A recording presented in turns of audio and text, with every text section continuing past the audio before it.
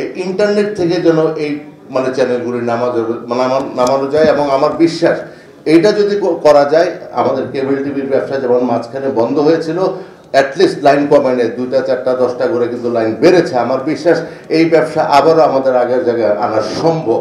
আমাদের মূল ব্যবসার যে ক্ষতিটি হচ্ছে সেটা হচ্ছে যে আমরা যে চ্যানেলগুলো নিয়ে ব্যবসা করি সেই চ্যানেলগুলো একটি গোষ্ঠী বিনা পয়সায় পাইরেসির মাধ্যমে এই চ্যানেলগুলো সম্প্রচার করছে, যার দরুন আজকে আমার কানেক্টিভিটি প্রতিদিন ডাউন হচ্ছে।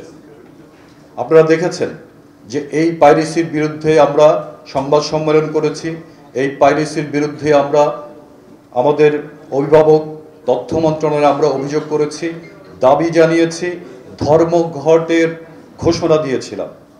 সরকারের পক্ষ থেকে সেই ধর্মঘটের আগেই আমাদের সঙ্গে যোগাযোগ করেছে, এবং আপনারা দেখেছিলেন 2টি মন্ত্রণালয়, টেলিযোগাযোগ মন্ত্রণালয় এবং আমাদের তথ্য মন্ত্রণালয়, 2জন মন্ত্রী একসঙ্গে কিন্তু ঘোষণা দিতে বাধ্য হয়েছিলেন যাতে আমরা ধর্মঘটটি না করি, এবং ওনারা হুঁশিয়ার দিয়েছিলেন যে যে আইএসপিগুলো পাইরেসির মাধ্যমে চ্যানেল প্রদর্শন করছে, অনতিবিলম্বে যদি বন্ধ না করা হয় তাহলে তাদের বিরুদ্ধে আইনগত ব্যবস্থা নেওয়া হবে। এবং সেটি ছিল গত বছরের জুন মাসে। এবং আমি আপনাদের মনে করিয়ে দিতে চাই, সেই জুন মাসে কিন্তু 95%-এর উপরে আইএসপি থেকে কিন্তু চ্যানেলগুলো নামিয়ে দেওয়া হয়েছিল, এবং ওটিটি পর্যন্ত কোনো লিনিয়ার টিভি চ্যানেল ছিল না। এটা আমাদের একটি চরম সার্থকতা ছিল এই সংগঠনের। কিন্তু আমাদের দুর্ভাগ্য যে তার ধারাবাহিকতাটা আমাদের রক্ষা করা সম্ভব হয়নি। সেটা হচ্ছে যে রাজনৈতিক একটি বিশাল পরিবর্তন এই দেশে হয়ে গেল গত 5ই আগস্ট। 5ই আগস্টের পূর্ব পর্যন্ত সব ঠিক ছিল। 5ই আগস্টের পরে আবার সেই অসাধু ব্যবসায়ীরা আজান দিয়ে আমাদের এই চ্যানেলগুলো প্রদর্শন করছে। আমরা থেমে নেই। আমরা বর্তমান সরকারের তথ্য মন্ত্রণালয় এবং টেলিযোগাযোগ মন্ত্রণালয়ের মাননীয় উপদেষ্টা ছিলেন তখন নাইস সাহেব।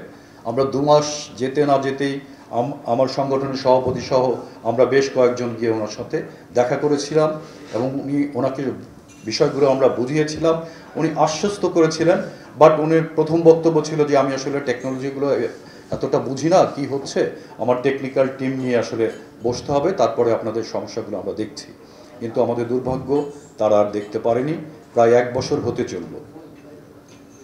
হতে চলল। তারা আমাদেরকে গত বৃহস্পতিবারে আমাদেরকে মন্ত্রণালয়ে ডেকেছিলেন, আবার এই বিষয়গুলো নিয়ে আলোচনা হয়েছে, এবং আমাদের আশ্বস্ত করেছেন খুব সহসাই এই সমস্যাগুলো তারা সমাধান করবেন। সেবা প্রদানকারী বলতে কেবল অপারেটর, ফিড অপারেটর এবং ডিটিএইচ অপারেটরকে বোঝাবে, এবং তারাই শুধুমাত্র video service, linear TV channel, live TV channel গ্রাহক পর্যায়ে বিপণন করতে পারবে, অন্য কেউ পারবে না। এই আইন এখনও আছে, কিন্তু সেই আইনের প্রয়োগ নেই। দুর্ভাগ্য আমাদের যে আমাদের ল অফ দ্য ল্যান্ড থাকার পরেও আমরা সেটাকে এস্টাবলিশ করতে পারি না। তার পরবর্তীতে লিনিয়ার টিভি চ্যানেল ওটিটিতেও বন্ধ হয় এবং আইএসপি সার্ভিস প্রোভাইডাররা বন্ধ করে। সেই জায়গায় আমরা একটু আলোর মুখ দেখেছিলাম, কিন্তু 5ই আগস্টের পট পরিবর্তনের পরে আবার সেই জায়গাটি ঘুরে যায়, এবং আমাদের আইএসপি সার্ভিস অপারেটর এবং টফিতে আবার নতুন করে চ্যানেলগুলো ইন্ট্রোডিউস হয়। টফিতে সকল ব্রডকাস্টার চ্যানেল দেয়নি, স্টার, ওয়ান অ্যালায়েন্স আমরা দিচ্ছি না। মিডিয়া কেয়ার থেকেও যে আপনাদের কাছে যে ইনফরমেশন যে লোকাল ডিস্ট্রিবিউটর কর্তৃক দেওয়া হচ্ছে সেটাও সঠিক না। আমাদেরকে ওভারলুক করে সনি এবং জি টফিতে চ্যানেল দিয়েছেন, এবং তাদের যে মেসেজ আমাদের কাছে সেটা হলো যে আমরা কেবল অপারেটরকে মাইনাস করে বিজনেস করার চেষ্টা করছি। আমরা তাদের সাথে খুব বেশি বার্গেনিং এখন যাচ্ছি না, কারণ গেলে পরে কালকের দিন সকালবেলা আইএসপি সার্ভিস প্রোভাইডারগুলো লিগালি চ্যানেলগুলো পেয়ে যাবে, যেটা আমাদের জন্য আরও বেশি ক্ষতির কারণ হবে। তারপরে বাংলা চ্যানেলগুলো 2-4টা চ্যানেল ইন্ট্রোডিউস হয়েছিল, কারণ বাংলা চ্যানেলেরও অনেক ডিমান্ড আছে লিনিয়ার টিভি চ্যানেলের। টফিতে সেটা আমরা বন্ধ রেখেছি। যখনই যে চ্যানেলগুলো ইন্ট্রোডিউস হয়েছে অ্যাডকোর সাথে বসে, চ্যানেল মালিকের সাথে বসে আমরা সেই চ্যানেলগুলোকে আবার নামিয়ে দিয়েছি। আমরা স্টিল আমাদের স্ট্যান্ড সেই জায়গায় আছে। বাংলাদেশি কোনো চ্যানেল এখন পর্যন্ত চলেনি বা আমরা চলতে দিব না। এই ইন্টারনেট থেকে যেন এই চ্যানেলগুলি নামানো যায়, এবং আমার বিশ্বাস এইটা যদি করা যায়, আমাদের কেবল টিভির ব্যবসা যেমন মাঝখানে বন্ধ হয়েছিল, অ্যাটলিস্ট লাইন কমে নেই, 2টা 4টা 10টা করে কিন্তু লাইন বেড়েছে। আমার বিশ্বাস এই ব্যবসা আবারও আমাদের আগের জায়গায় আনা সম্ভব। এটাকে বন্ধ করার জন্য আমাদের যত সহযোগিতা, যত যাই কিছু প্রয়োজন হয়, সেটা অবশ্যই অবশ্যই অবশ্যই আমরা সকলে মিলেমিশে কিন্তু করতে হবে।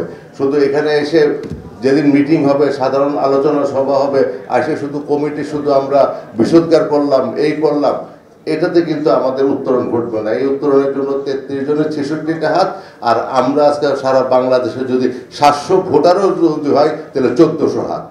তো সুতরাং আমাদের সবগুলি হাতকে একসাথে করে একটা শক্তিশালী অবস্থান যেতে হবে, এবং আমাকে যখন যেখানে যে প্রয়োজন হবে ডাকবেন। বিগত দিনেও আমি বলেছি, আমি সারা জীবন অপরাধের জন্য আমি চেষ্টা করেছি, আমি বাকি জীবনটাও আমি করে যাব, এইটুকু আমি ওয়াদা করলাম।